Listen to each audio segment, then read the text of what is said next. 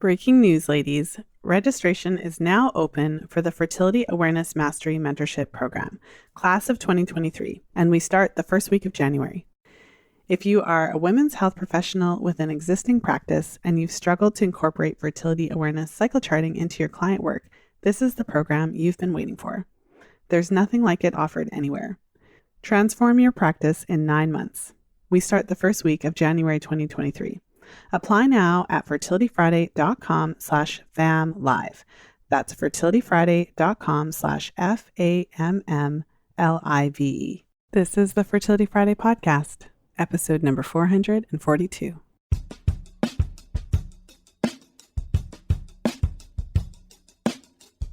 Welcome to the Fertility Friday podcast, your source for information about the fertility awareness method and all things fertility. I'm your host, Lisa Hendrickson-Jack. I'm the author of The Fifth Vital Sign and the Fertility Awareness Mastery Charting Workbook.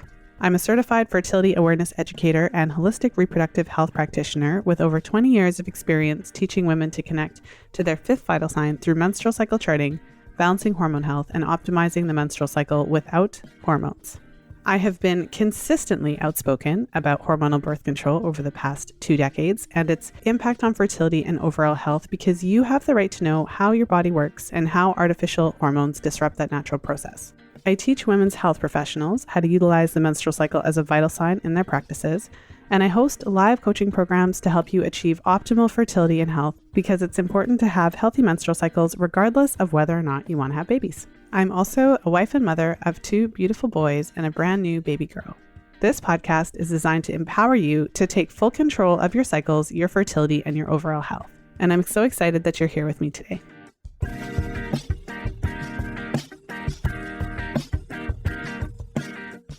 Today I'm sharing another brand new episode in my Fertility Awareness Mastery Mentorship Practitioner series. Today I'm sharing my episode with Courtney Kirkby, and we get into a couple interesting topics. She shares a little bit about her own experience of having to come face to face with her cycle in the program, as well as how she has incorporated fertility awareness into her bodywork practice. So before we jump in, let me tell you a little bit about Courtney. Courtney Kirkby is a Mercier therapist, Arvigo therapist, and doula. She is an educator on all things uterus and hormonal balance. She also runs a healing and arts community studio in Montreal, Canada. She co-founded both Tiger Lotus Co-op, a uterus-focused healing project, and Community Healing Days, a collective of therapists offering free and by donation alternative therapy to low-income and marginal folks in Montreal. She works with individuals from menarche to menopause and is slowly bringing menstrual charting to the center of her practice. So without further ado, let's jump into today's episode with Courtney.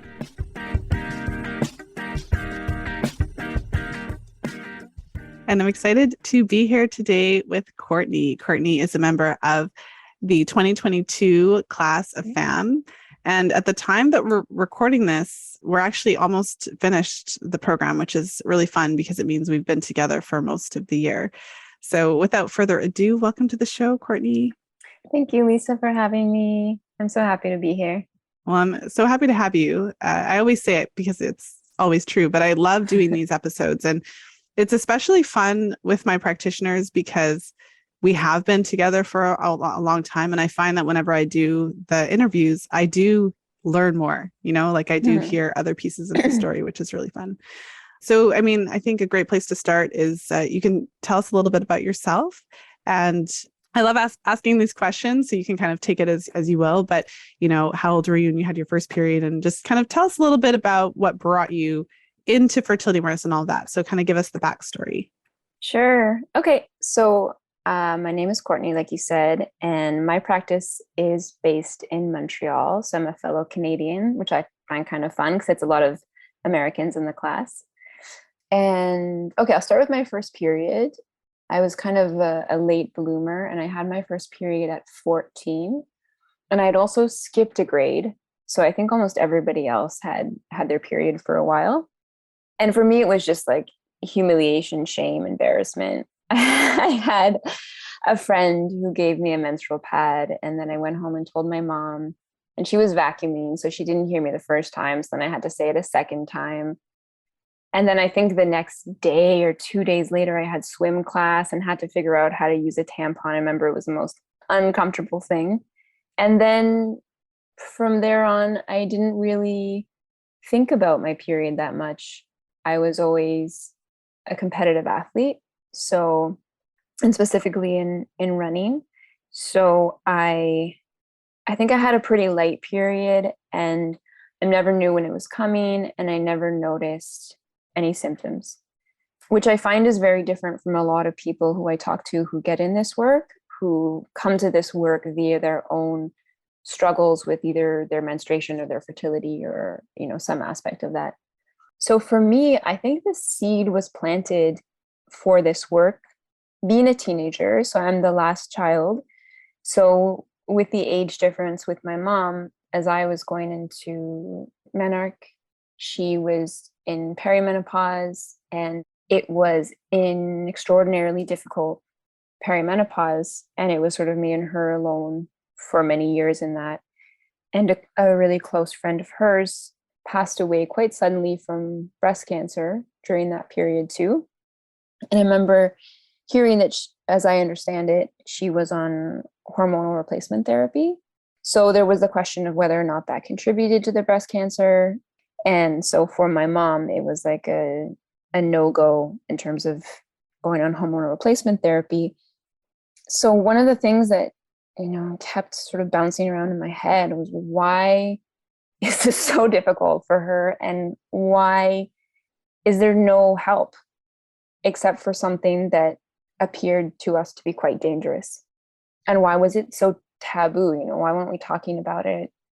Just everything, like from periods to perimenopause, felt so uncomfortable as a teenager. So that stuck with me. And then I went and did lots of different things. I studied economics and math in university. I was a competitive athlete for years. I was a radio journalist for a long time, went to mental health field, and then got into massage. And from there, really got interested in sort of, I guess, what I would call the field of uterus health. Yeah. I love that. And do you want to share your designation? Oh, yes. So my kind of base is as a registered massage therapist. And I studied to become an Arvigo practitioner, and then I'm an Arvigo self-care teacher, a Mercier therapist. And then this is the second course now that I've done in menstrual charting. And then I've also done the training to be a birth and postpartum doula. So I work a little bit as a doula, but mostly have my practice in sort of, I'd say, abdominal massage. And I work with anybody who has a cycle from menarche to menopause. Mm-hmm. Well, I love how the podcast allows us to go through so many years of your life in a short period of time. And I really thought it was interesting listening to you reflect on the experience that you had, with your mom's friend, and that kind of question of, could the hormone replacement therapy be related to her cancer, and all the questions that come up around that and women's health, and why so many of us don't necessarily get the care that we need or the support that we need when we need it, and that kind of thing. Because that obviously really shaped your career path, whether you knew it or not at that time. So really interesting to hear you reflect on that. I feel like I have a similar kind of experience. I also had my first period when I was 14, and a lot of my friends had it already. And I saw some of the, like my mom with her fibroids, having to have it removed and not really having any options back then. It's a little different now. There's more options. At the time, it just felt like there wasn't a whole lot, like, okay, we'll just take it out. And that was really terrifying to me. So yeah, so your reflections kind of resonated with me there. It's also interesting to hear your trajectory into women's health, and you're kind of like a jack of all trades because you have a lot of womb care designations, which is awesome. So maybe share a little bit then about your experience in the program and charting, like how that was for you personally, in bringing in that additional aspect. Like, were you charting your cycles before the program? Yeah. So it was nice because I had another amazing kind of introductory course to fertility charting. I guess it was just over a year before. It was like a 4-month course where I had first started charting my cycles with the symptothermal method. I had also gone to several workshops with a friend who teaches menstrual charting in Montreal. And like, I don't know, maybe over 10 years ago now. But I've always been a night owl and somebody who has a really sporadic sleep schedule, especially before having a child. So I think I just never thought it was something that I could do, that it could be for me, because I didn't have that kind of sleep hygiene or sleep routine. So I still had sporadic sleep when I started the first course. And I realized, like, okay, I can still do this. And there's a way to adapt the charting to, a different sleep schedule. And then this year, through our charting work, one of my big goals was to regularize my sleep schedule. And that's really been happening. But that experience of kind of having 3 different trainings in fertility charting also has really it helped me see like how I need to speak to my clients too, and let people know that you really don't need to be a certain way or live a certain way to have menstrual charting work. I think, like you said before in class, it's like we make menstrual charting work for us, not necessarily trying to work for menstrual charting. So yeah, so I had an introduction. I'd been charting for about a year when the course started. And so I was starting, to see some things in my cycle and to understand progesterone levels a bit. And then when I started the program with you, what I really liked is that using the Justice method specifically, I was definitely really annoyed at the start with all the notations. I was like, oh my God, it's so specific and particular. And is it X? And what does this mean? But once I just sort of got over that resistance and started doing it, I realized there's so much in-depth information to be had, which I loved. So yeah, so I had charted before. I learned a lot more from this charting program, though, in terms of detailing like mucus patterns, and also, being much more specific with the basal body temperature and the way that we take the basal body temperature and that kind of thing. Mm-hmm. So I guess sorry, my kind of journey through the class has been a strange one and kind of beautiful one. So I signed up for the program. I was like the last person to sign up for the program right at the beginning of January.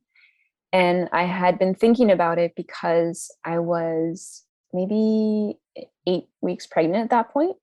And so I realized we were talking about getting pregnant, but we weren't planning to get pregnant that soon. And we got pregnant. And so I thought this would be a really good way to move my practice more online, more in the intellectual space. And so I don't have to be doing as much body work, which would become a lot harder having a baby. And so I was like, okay, I'm going to do it. I signed up and I was thinking it's perfect. It's 9 months, more or less. So I'll just sort of be giving birth when I'm finishing the class. And then I think it was a day or two before the class started that I miscarried, which was, yeah, it was hard. It was my first miscarriage. And it's something that I walk a lot of my clients through. So it was interesting to be on that side of it, to have those first bleeds, to not know what's happening, to reach out to people, and then sort of going through the process with the midwife and nurses to confirm that it's actually happened, and then kind of the recovery. So when I started the class, I started charting with like a miscarriage chart, which was really interesting too, because it was a very bizarre chart. The next chart was kind of weird. And then things started to get more regular again. And going into it, I thought my charts were pretty healthy, but it was good. I really enjoyed our sessions together, showing you my charts, because I realized that I did have some progesterone kind of luteal phase issues. And there was, I had to look at aspects of my lifestyle, like my, very intimate relationship to coffee and sleep schedule too.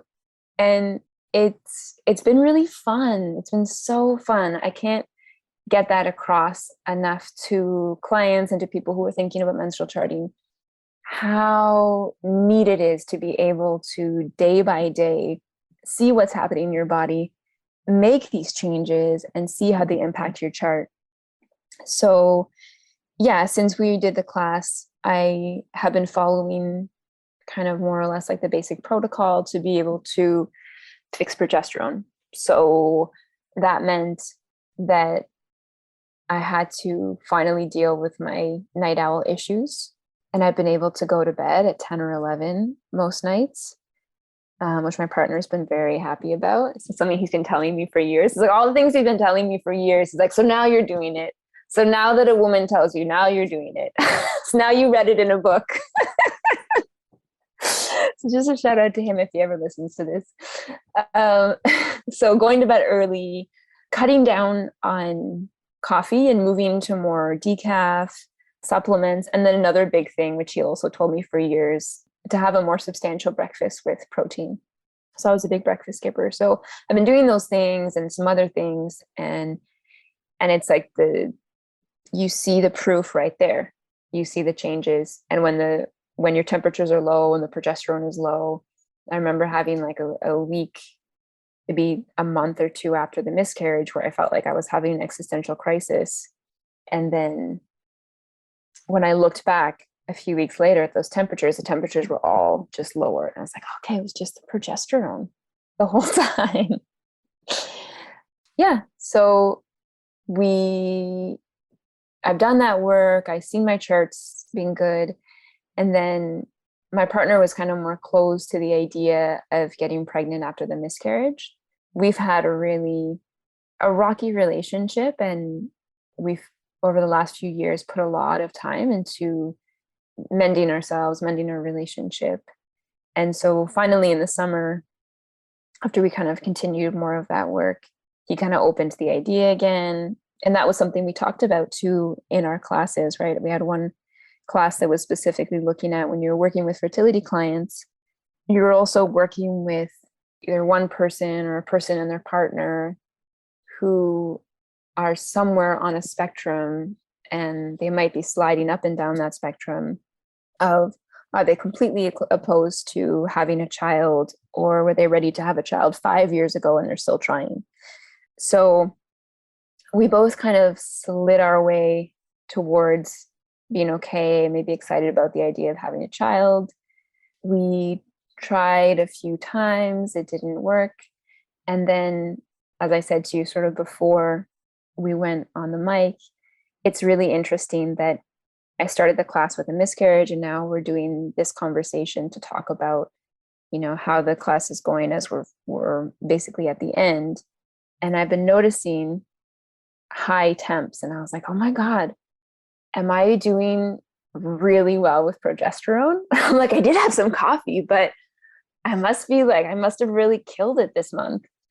And then it's day 14, and we had I think it was the last class or 2 classes ago, where you're like, 14-day luteal phase is a kind of gold standard. A lot of people think that you can't get to it, and you hadn't thought you could get to it until you saw it in your own chart. And so I was like, oh my God, I've hit the gold standard. And I had been kind of curious. So I did some pregnancy tests, and they were negative. So I was like, okay, whatever. I'm not pregnant, but my progesterone is incredible. So I'm really happy. But then I'm like, okay, day 15, high temperature. That's a little weird. Okay, day 16, high temperature. Then like, have I just like overshot the progesterone? I was like, no, okay, I just need to do like a third test. And so I just tested maybe an hour before our call. And yeah, I found out I'm pregnant. So it's and I think it's like almost 9 months to the day since our program started. So it's been a real sort of like gestation period of all that work and that processing of the miscarriage, working on the cycle, and then, seeing the fruits of that in a pregnancy. And it's been, I think the part I really like about it too is it's like these things and these conversations and these processes and these difficult feelings and complicated feelings that I work through a lot with my clients. And so it's interesting to kind of be my own client in that sense and pass through those different phases and see what helps, see what doesn't help. Yeah. So that's been my experience of the charting. Well, thank you so much for taking us through that. There's so many pieces of your story. Of course, it was a really difficult way to start the program. And I know we had spoken about your miscarriage. And whenever the topic of miscarriage comes up, I think even, on the podcast over the years, it's shocking, I think, to many women to discover how common it is. And because you feel like you're alone when it happens. Maybe unless you've listened to the podcast, hopefully, but you kind of feel like it's just you going through this, and it's shocking. I've consistently found it shocking how common of an experience it is, and you're definitely not alone, And so within the group, I don't remember exactly how the conversation went because it was several months ago, but obviously within the group there are several women who've unfortunately experienced miscarriage as well. So, but it's just been a really I think this is one of the reasons why the practitioner program is so fun for me, because we do have an extended period of time together. And so it was really just wonderful to see you kind of go through this. Not wonderful that you had the miscarriage, obviously, but to see you go through this process. And yeah, the call that we had when you had shared a little bit about just the difference. So you were at a point where if we were doing the scale of 0 to 10, you were really ready to jump in and start trying for a baby, and your partner wasn't really there yet. And it was really tough. And I just, that call really does stand out to me. And I think all of the ladies in the program really rallied around you, and we just kind of talked it through. And so it's honestly just been incredible to see that turn around, and also just amazing. I have goosebumps just thinking about it when you said that you had taken the test just about an hour or so before a call. It's just so huge. Congratulations. And just, I'm so thrilled for you. Baby news. And yeah, speaking of babies, my baby was just feeding again. I feel like that this whole series, it's just, I muted, but if you catch that, she's a really loud eater. So she might be back. Who knows?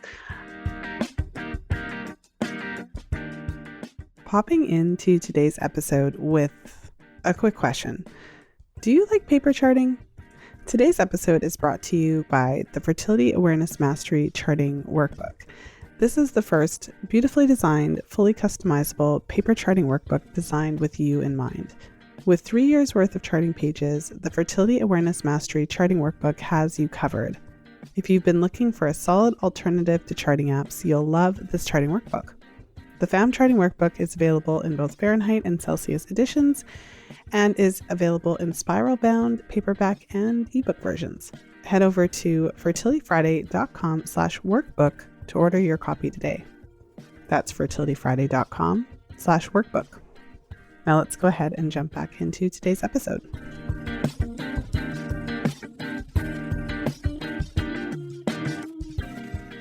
But yeah, I mean, I'd love to kind of transition a little bit into then how you've been applying all this knowledge to your practice. Of course, with the FAMM program, charting your own cycle, I think it's a big part of it for the members who are cycling, because it really takes it from theoretical to personal. And I do feel like it's what you were alluding to. As a practitioner, you don't have to go through every single thing all of your clients are going through, but whatever experiences that you have had personally, taking it from the theoretical to the experiential, I feel like it builds empathy. It really helps us to be able to support our clients in a different way when you've gone through your own thing. It's one thing, thinking about like, taking your temperature every morning or, charting and all that theoretically versus actually going through it and having to figure out how to deal with the challenges that come up and having to be faced with like, oh, wait a minute, I thought everything was totally great. Like, what's this thing on my chart? I feel like having that, and also it's kind of humbling, right? Like, it's like, oh, wow, this really does make a difference. So obviously my goal with that aspect of the program is to help us to be better practitioners. But yeah, I'd love to hear a little bit more about how you have already started to implement some of these things in your practice and how it's kind of changed your outlook. So, yeah.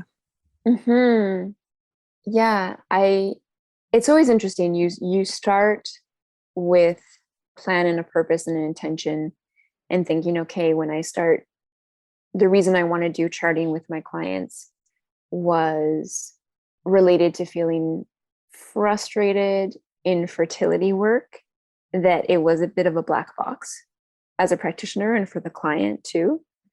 And so I was like, okay, I want to shed some light on what's actually going on. But then you end up in a very different place. And so for me now, the charting, it's like more than ever, even fixing something or changing something. For me, the number one intention with my clients and for myself with charting is that we developed this intimate, empowered relationship to our cycle and our body, which is so sort of poignant and powerful in a time where we've been sort of told and trained that our bodies do not belong to us, that our bodies belong to, the doctors that we go to see, and that when we walk into a doctor's office, we move from person to object. And, so often it's like us trying to tell our story or share our knowledge or explain what's going on. It's just getting in the way. It's like, I don't have time for that. I need to figure out what's wrong with you. So what I see with people and with charting and with myself is that it's that sense of, this is my body. I know what's going on. I can trust the chart. And I find it so interesting, when I'll mention my chart to friends when I'm, trying to get pregnant or trying to understand my body. And it's like, well, okay, the chart's showing me this. So even though I'm getting these negative pregnancy tests, for example, it's like there's my chart's not telling me that. My chart's telling me something else. And so this was a very cool experience too, of we go to like tests, we go to external objects that we have to buy and pay for. And in the end, it was my charting that was right and not the testing. So I love when people stop using ovulation sticks and start using their cervical mucus. But but the other aspect still remains very important. It's just now it's secondary for me. So what I've found interesting is that, in Quebec has a very specific circumstance in terms of healthcare. Our healthcare is like, I lived in Ontario until I was like the end of my teenage years, and there's just no comparison. In talking to friends who live in Ontario or other provinces, we have, the last stat that I heard was, I think 70% of the population have a family doctor versus 85 to 95% in every other province. We have the longest wait times. It used to be, so most people that I know don't have a family doctor. You have to go to a clinic. A few years ago, you would go to a clinic at 8:30 a.m. and wait for it to open at 9. And it would take 8 hours to get an appointment. If you got there after 9, you weren't going to get an appointment. Now they do appointments over the phone, but you literally can't get an appointment. So people are going an hour away to maybe get an appointment in a random clinic. And then there's just a lot of documented obstetric violence. There's a lot of, so many cases of sexual assault, of people who are poorly diagnosed, all this kind of stuff. But anyways, so just to say, here, it's like, I can't really tell a client, go get a blood test, because they won't be able to get one. And a lot of people, it's expensive to get Dutch testing. So to be able to teach clients that by just checking when they wipe their toilet paper and checking their temperature in the morning, and that the most difficult aspect of this is, one, trying to figure out why, like, cervical mucus that is 1/4 to 3/4 is classified as an 8, and why there's an X after that. That piece, and then the fact that you're going to have to keep the thermometer in your mouth for 10 minutes in the morning and try not to fall asleep. That's the hardest part, is just like a relief, versus literally not being able to get an appointment and just not knowing and just having health problems like fester. So with the charting, what I love about it too is I tell people, you can go get a blood test, but that's going to be a picture. It's going to be a snapshot of how your levels are today, and things like progesterone are moving all the time.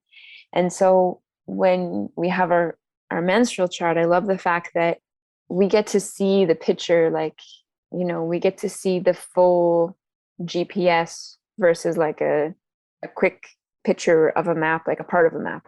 So it's a moving, living document that's going to keep us updated on how our health is in this moment, and also how it's changing and moving, and how it has changed since, a few years before.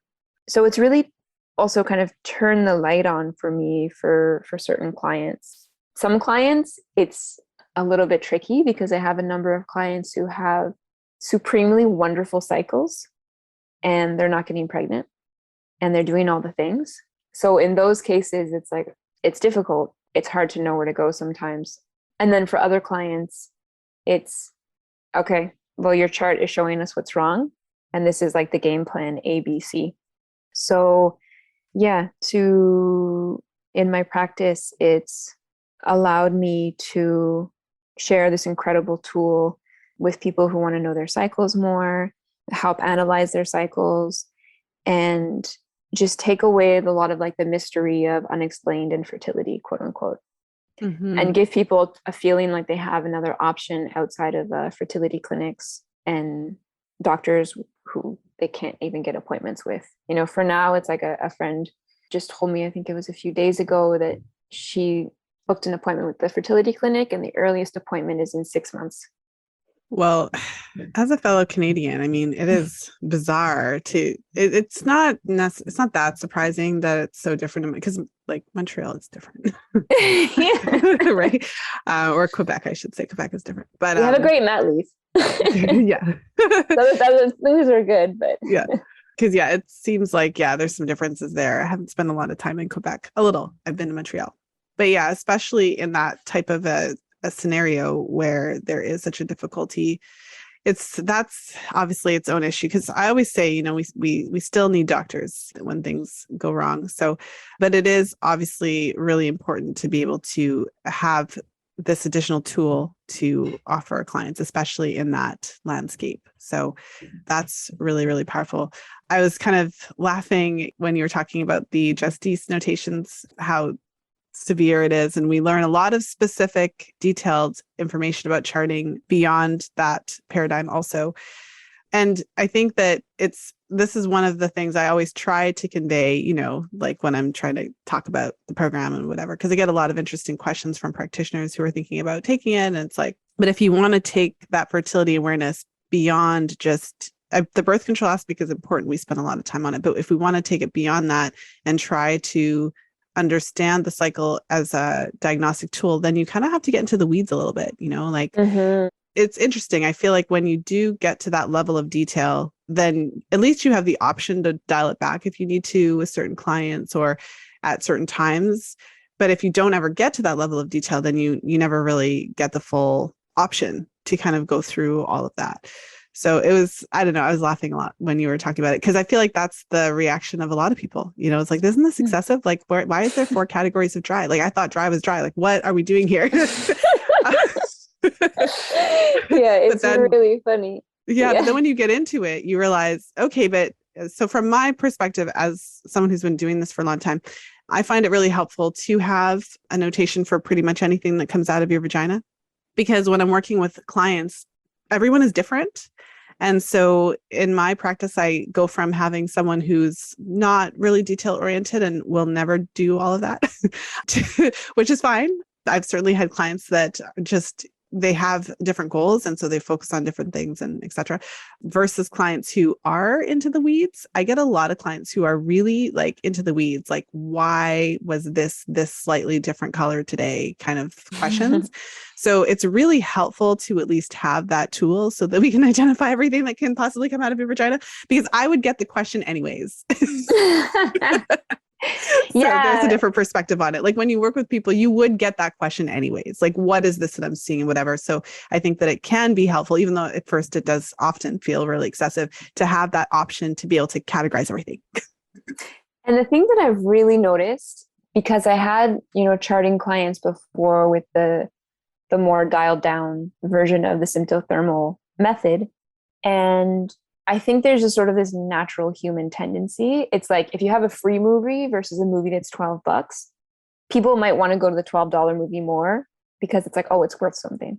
So when you have a method, I'm finding, that's more detailed and strict, people kind of have to pay attention. They have to get serious about it, and they have to figure it out. And so they have to actually look at their mucus and be like, is that a 6? Is that an 8? Is it CK? Is it K? Is it beige? I'm getting to like the color palette wheel to try to figure out. And so I think that beyond the fact that it gives us a ton of really good data to work with, it also inspires or motivates the client to become much more intimate with their cycle than, for example, clients I had who I was working with before, the more laid back method. And so people came with that kind of like, okay, well, here's my chart. I don't know, did the thing.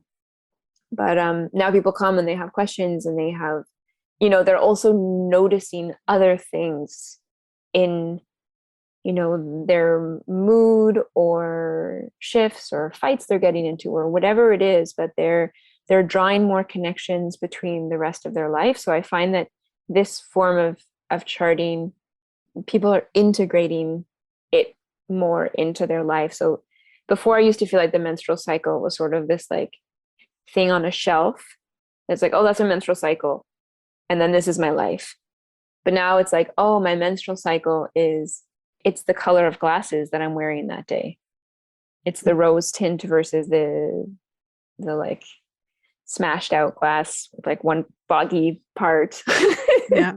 Well, it made me think of something when you were talking, which is that what's interesting, what did they say? Like a little bit of knowledge can get you into trouble, or something like there's like a saying of that or whatever. This sounds like some kind of saying. Yeah. Yeah. I can't think of what it is.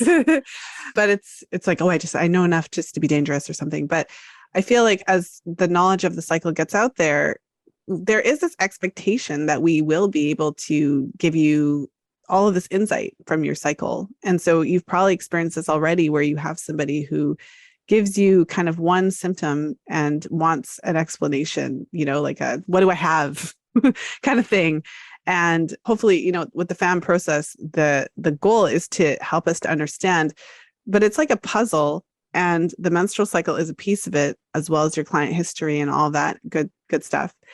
And there's a huge difference between, okay, I saw this, like I saw mucus once or whatever, and it's very vague and you don't really know what's going on, versus the level of detail. So I guess it always comes back to, what are the goals and what are we trying to do here? And it is its own thing. That's the one thing that I always love to convey about charting and using the menstrual cycle as a vital sign and going through the FAMM process. This is its own thing. It's its own silo, and it has its own complexities. And we can gather a lot of information based on what we're seeing in the chart. Depending on the situation, that often does require more than just a basic notation, I guess you could say. There's a huge difference between what we can gather with that level of detail versus just, So I'm glad that, I don't know, that was something that I found to be really funny, because you're not the only one that feels that way. It feels really excessive. And I think part of why it feels excessive too is because the cycle and charting and tracking in your period, it feels like it should all be very intuitive. Mm-hmm. So it almost feels like we shouldn't have to do all that, because we should just know. And so I feel like you can get to that place where you do know, but you first have to go through the stuff. It's like you have to learn all the rules of grammar before you can break them. Yeah, like before it's really easy. Yeah, like before it's really easy to just do it. Because we have to, I think maybe part of it is just breaking through the myths around the cycle too. Like, because if you just, I think the most common stuff is like, cycle's always going to be about the same, and you just, track a couple and you know how it's going to be. And this is what's normal for me. But I'm trying to think of what you said about, I thought everything was fine, and then I started charting. That's something that's very consistent with pretty much all of my clients, because once you get in there and get into the weeds, you really start to see what's going on. So anyways, I'm glad that you found that aspect of it helpful and useful. And I know one of the topics that has come up in these sessions has been the practicality of incorporating the fertility awareness knowledge and teaching with your clients into the day-to-day practice. I'm not sure if you wanted to comment on that, because I know that's one of the challenges, because you kind of think, okay, I'm going to incorporate charting, and then like in comes the FAMM program, and it's like this giant piece of, like, it's this huge kind of like, here you go, here's this whole protocol. So how have you found incorporating it, or if you have any comments on that aspect of it? Yeah, I think my practice right now is in transition. I've already been sort of playing with that, having like a base massage practice, adding in Arvigo therapy, adding in Mercier, which is like its own full year-long container or 6-week container, depending. And then the menstrual charting is a whole nother sort of intensive program that one needs to do. And so I've given myself the last, I don't know, 5-6 months to have my menstrual charting clients. Some of my menstrual charting clients that I already had, I've done a little bit of hybridization, just sort of like added elements of the FAMM back in just to give a little more meat to what I was working with them on. But I'm in the process of moving from having like individual sessions as part of my offerings to just offering programs. So in December or January, I'm going to be launching a new website where you won't be able to come unless you're going to have a minimum of three sessions with body work and other things combined. But I'm at the stage in my practice where I feel really serious about this work and the capacity of this work to transform one's life, one's relationship to their cycle, their fertility. And I don't want to short sell the work, if that makes sense. So I want to have my clients attract clients who want to meet me at that same place where they really want to do the transformational work. They don't want to just come for like an hour of relaxing massage and are kind of curious about menstrual charting. Popping into today's episode with a special invitation. Join me on November 30th at 12:30 Eastern for a live masterclass all about incorporating the menstrual cycle as a vital sign into your professional practice.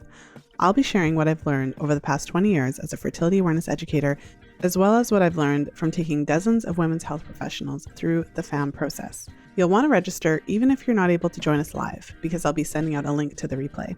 Head over to fertilityfriday.com/live to register today.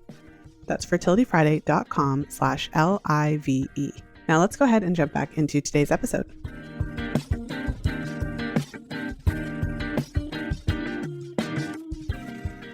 Yeah, no, that makes a lot of sense. I mean, from the practitioner standpoint, I've kind of shifted different offerings throughout the years as well. But for client, if you have somebody that is facing a specific challenge with related to their fertility or their hormonal health or reproductive health, menstrual cycle issues, etc., one session is not going to completely, overhaul that.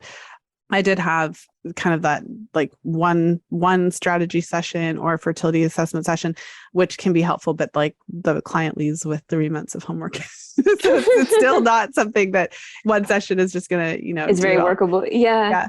And then even with the charting aspect, if you're wanting to utilize fertility awareness as a birth control method, that's not ever something I have ever offered in a one session scenario. I have a 10-week program for that, or a 4-month coaching program, for that. So because it just takes, it's like, learning to drive. I always go back to that analogy, because you could read stuff, but you have to get in the car at some point, and you can't do one session to learn how to drive. You got to drive a few times and figure out all the road signs and all that. And not that it's so hard, but it's just something that takes a little bit of, you got to kind of feel into it, practice it, see some stuff that you don't understand, get some questions answered and all that. It's a process. Yeah, definitely. And being in the course, it was kind of the back and forth and hearing things a few times that things start to sink in, and you go deeper in the layers of the charting. Yeah. And with body work, there's sometimes when a client will come one time and their period pain will go from, a 9 to a 3. And that's incredible, where it's like a really specific kind of like manual fix. But yeah, with the menstrual charting, it's much more in depth. And I'm also interested too in the emotional process that goes along with all these things too, because these things are deeply, our cycle is deeply rooted to sort of our our spiritual health, our mental well-being. And for myself, like when I was looking at my progesterone issues and working through them, I had become, I think after giving birth to my daughter, I had a lot of deficiencies, like nutritional deficiencies, and I lost a lot of weight. And I had become accustomed to like exhaustion and just always having an empty cup and just working through that. And so sometimes I think it's also resetting our expectations of what's normal, what's our baseline. And that's not necessarily going to happen in one cycle or two cycles, to be able to like get in touch with that, which is something a lot deeper, and also kind of going through the emotional layers that come with that. I think those things are always connected, like what's happening in the body and what's happening in the mind. Yeah, it's a much different approach. I think we're, as a culture, we're very used to going to a doctor, getting a prescription, having that symptom eliminated and moving on. I think we often try to translate that into the kind of natural health field, like, okay, what supplement do I need to take to do this thing? Mm-hmm. And when you're going from a more holistic perspective, it's a lot of the things we take for granted. So one of the things I love about charting is that it really shows us how important a lot of those day-to-day habits are. It really does. It really kind of like cuts the BS in terms of like how important it is. We just want the easy fix, but it brings us back into a bit of a different process, one that, again, is not necessarily difficult, but can take a bit of time, because it's not a pill. It's a whole thing. Like, there can be pills involved, but if you really want, the best outcomes, that's just, you need to do kind of both things. Yeah. And at the end of the day, what I've realized too, because I've been doing the supplements and I've been doing the lifestyle factors, and it's like the lifestyle factors are a lot cheaper and yeah. And they're much more sustainable, and they ripple out to every aspect of your life. So it's like, yeah, exactly. Where I feel like the allopathic care system is very much like acute problem and symptom, acute solution. We're more working with, okay, what's the like constellation of symptoms and paradigm and all those things, and how do we sort of shift that?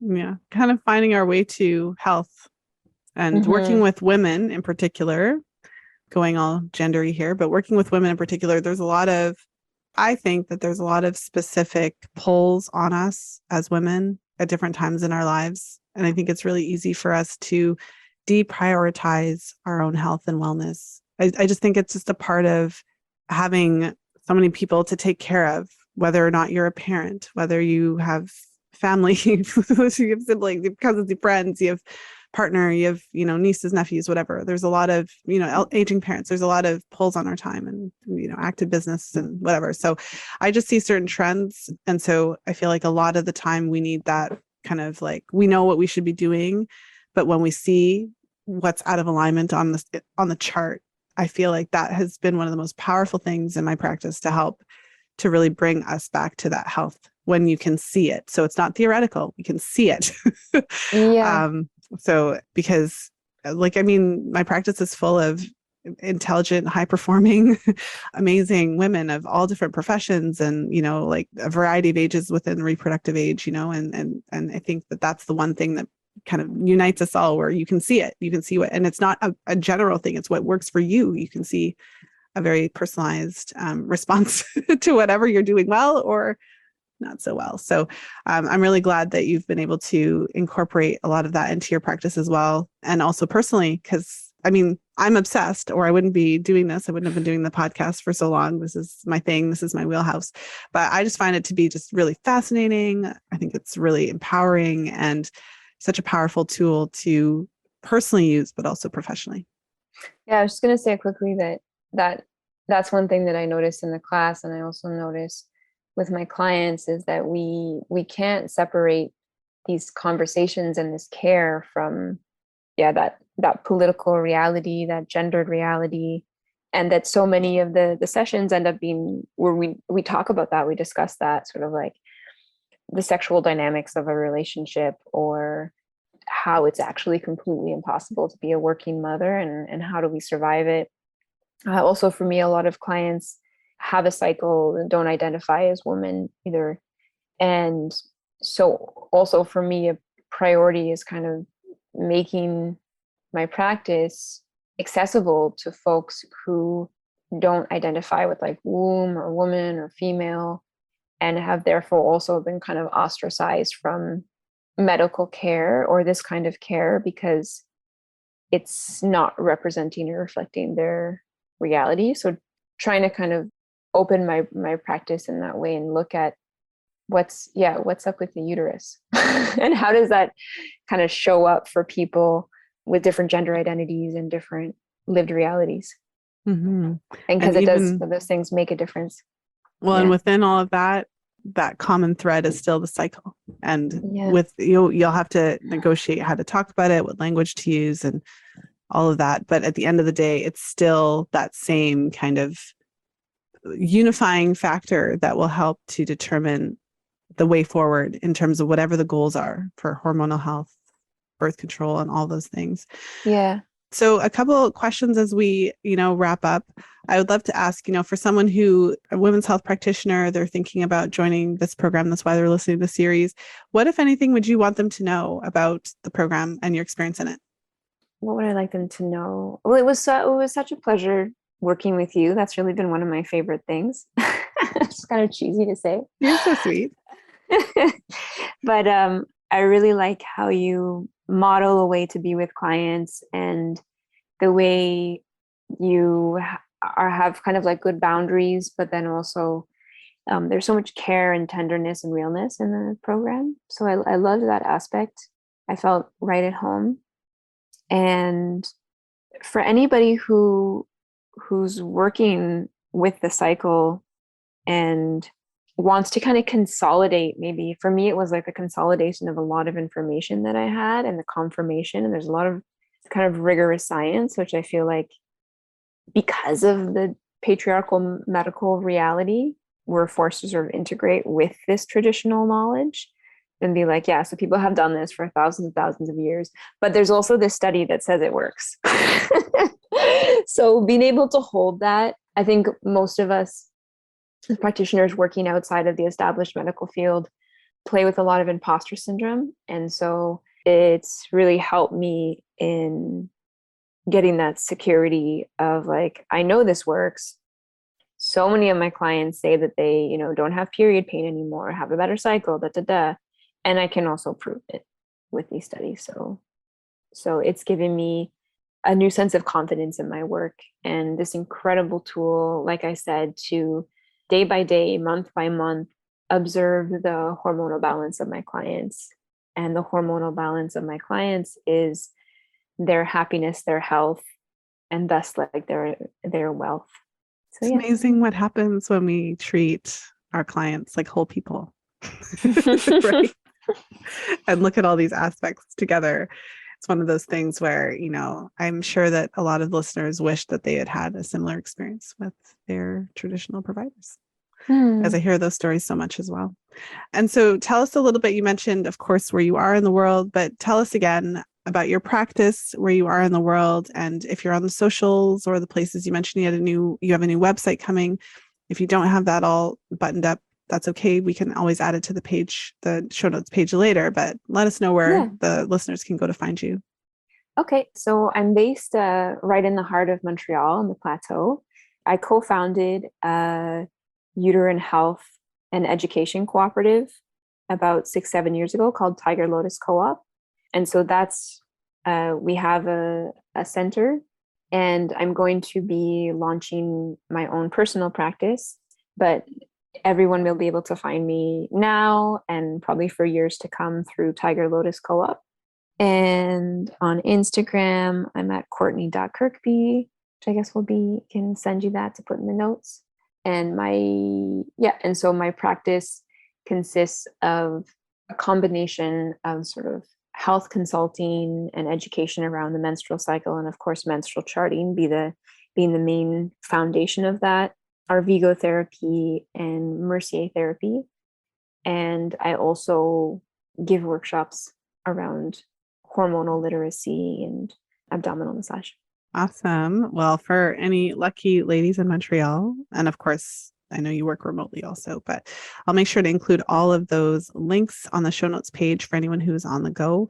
Or if you go into your podcast player and scroll in there, it'll be in there also.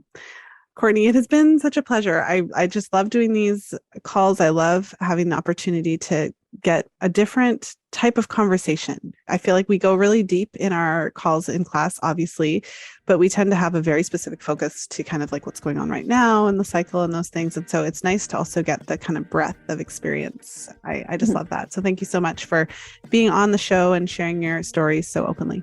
Thank you so much, Lisa, for having me. I'll see you soon. Okay. Thank you for listening. If you enjoyed today's show, please share it with a friend. You'll find the show notes page for today's episode over at fertilityfriday.com/442. I hope that you enjoyed today's episode with Courtney. I loved this conversation and I loved all the different places that we took it. And one of the themes that I was reflecting on when I was thinking about how to wrap up today's episode is one of the themes that I see in my practice just on a daily basis, which is the difficulty women have in seeking care, not only in terms of having a practitioner who will listen to them and support them, but also a practitioner who's knowledgeable, and also particularly for women who are wanting to address health issues in a holistic way and not necessarily going to drug surgery, etc. as a first port of call. I feel like a lot of women really struggle getting better care. So of course, this is one of the goals and missions of the FAMM program, the FAMM, Fertility Awareness Mastery Mentorship Program, to really equip women's health practitioners with an additional tool of understanding the menstrual cycle, not only for conception or birth control, but also as a vital sign in their practice. And it really helps to connect with what's happening with your client and brings you to a deeper level from women, especially for your clients who are wanting to approach things in a holistic way. And so this is something that it comes up in all my client work on a kind of day-to-day basis. Behind the scenes, I'm always meeting with clients, meeting with my practitioners. I have lots of programs on the go, always working with women. And so I spend my days hearing about the lack of care, whether it's for period-related issues, fertility-related issues, pain-related issues. There's a huge need for women to be supported in the ways that they are wanting to be supported and heard and listened to, taken seriously.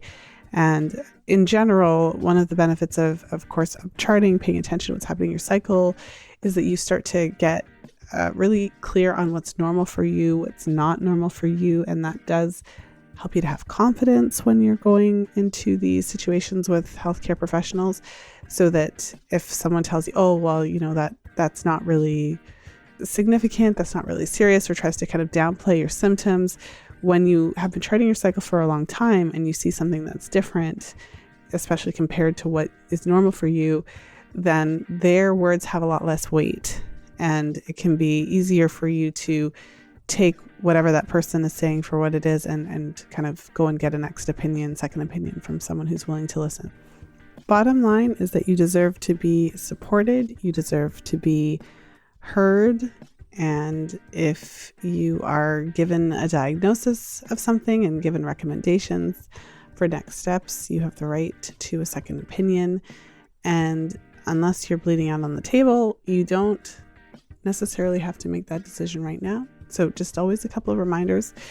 There's so much pressure when it comes to making health decisions. And so I think it's really helpful to have that reminder that you can take a little bit of space between getting that recommendation from your practitioner and making decisions, especially when it doesn't sit right with your kind of internal voice, your internal guidance system.